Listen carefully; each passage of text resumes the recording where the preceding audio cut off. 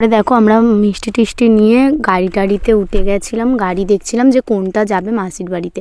তা মাসির বাড়ি থেকে আমরা আবার মামার বাড়িতে যাওয়ার জন্য আবার গাড়ি ধরলাম, মানে মাসির বাড়ি শ্রাদ্ধ বাড়ি খেয়ে সবার সাথে আবার সবাইকে নিয়ে আমার মামার বাড়িতে যাচ্ছি, মানে সবাই সেদিনকার মামার বাড়িতে থাকবো, মাসির বাড়িতে কেউ থাকবো না। তো এই দেখো, আর এখানের ওয়েদারটা গাইজ এত সুন্দর, সত্যি কথা বলতে সুন্দরবন তো সুন্দরবনে সেই ছোটো ছোটো গাছ, ছোটো ছোটো পুকুর, মানে নদী, ছোটো ছোটো, সত্যি কথা বলতে না এইসব জায়গায় গেলে না এত আনন্দ লাগে, মনটা পুরো হালকা লাগে। আর আমি এই ওয়েদার দেখতে দেখতে আসছি। আর এই দেখো, এটা আমার মাসি হয়, আর ওটা হচ্ছে আমার বড় মাসির কে হয় তো জানি না, কিন্তু যে রেড শাড়ি পরে সেটা আমার মাসি হয়। তারপর ফাইনালি আমরা মামার বাড়িতে পৌঁছে গেছি। মামার বাড়িতে পৌঁছে গিয়ে আমরা একটু ড্রেস ফ্রেস চেঞ্জ করে নিচ্ছিলাম, তো আমি একটু ভিডিও করে নিচ্ছিলাম, সবাই ড্রেস চেঞ্জ করছিলো, আর আমি তো করিনি, আমি পরে করেছি। তারপরে দেখো আমার মামার বাড়িটা পুরো গ্রাম, যেরকম আমার মা ছোটোবেলায় যেখানে মানুষ হয়েছে সেরকমই ঘরটা এখনও অবধি সেরকমই আছে। তারপর এটা হচ্ছে আমার মামার বাড়ি, মানে এটা আমার মামার ঘর, পাকা বাড়ি, এখানে সবাই পাবজি খেলছে।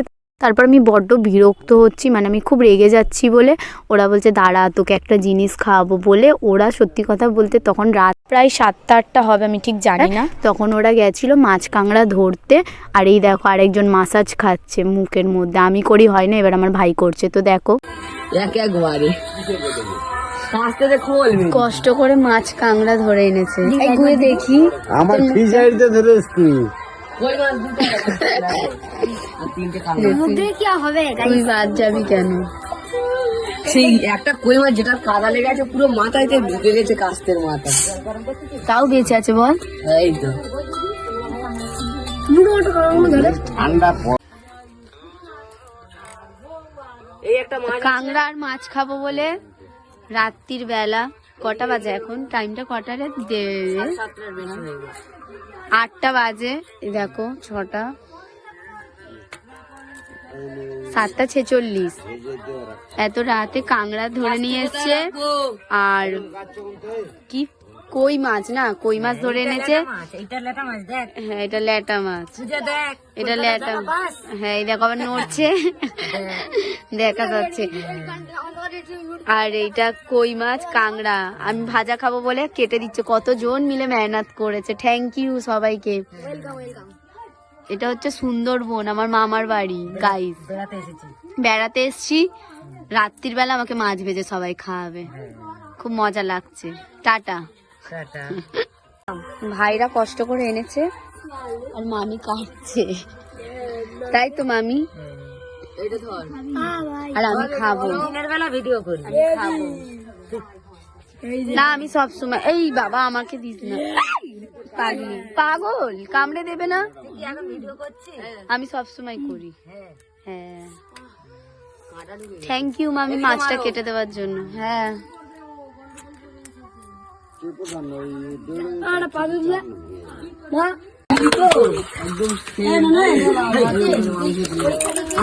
বাবা ওই ভাইটা বসে আছে, ওই ভাইটা একটু হাত দিয়ে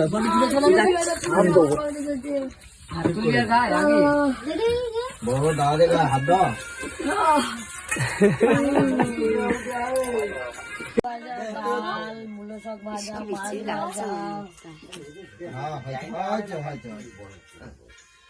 আমি দাই গপটাই বড় হয়ে গেল, কেটে দিলে ভালো কথা বলে গেল। প্রথম টাইম করতে গেলে বলতে হয় দাদা, তার মতন তারপরে কি বড়কে খাটা গেলে পুরো গাধার মতন অমনি কাজ হবে।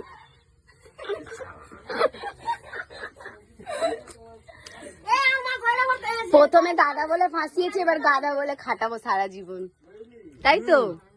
একদম না, পাগল নাকি? হুম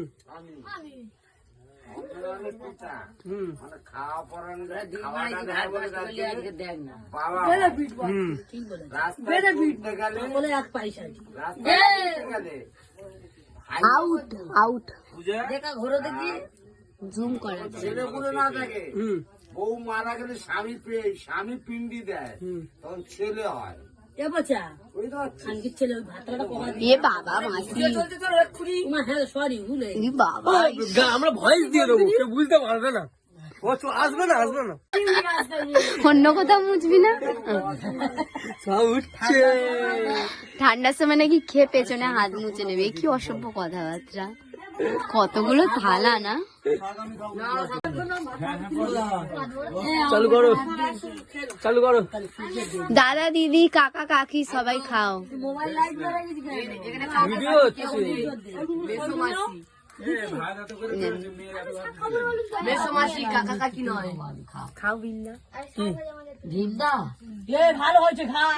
দেখবে একটু মুখ শোনাবো না, মুখ শোনাবো না, থাক। আমার লোক না, মুখ শোনাবো বাজে প্রত্যেক কথা উত্তর দিচ্ছে কিন্তু উত্তর না, এটা ছোট কথা ভালো জিনিস।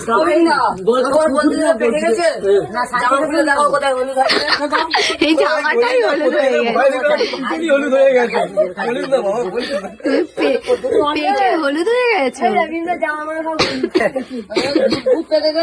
একদম না, কোথায় কি হলুদ হয়েছে পাক পেকেছে বেশি একদম না। নাকি পেকে গেছে, কি অবস্থা, সব অবস্থা। কোথায় উত্তর দিচ্ছে দেখা পাস না খুব উত্তর দিদি বলবে পেকে গেছি আর উত্তর না দিদি বলবে বলে বোকা। হ্যাঁ খবর পাঠাও বলো ভীম পেকেছে কি করবি মা জানে আমার জামাই কিরকম, মা ভালোভাবে জানে। তো বলে হবে পেকেছে ভীম আর বলে আর একটু বড় হলে ভীম আরো পাকবে আর কি করবি ভীম গেলে তুই বড় হলে এই ভীমদা চুপ করে হাসছে। আমার কাজ একটা হাসির কাজ, এত হাসলে শরীর ভালো থাকবে। দেখেন কেন পাক পেকেছে প্রত্যেক কথায় উত্তর দিচ্ছে হাসতে হাসতে ঠিক আমার এমনিই তো হাসি। এ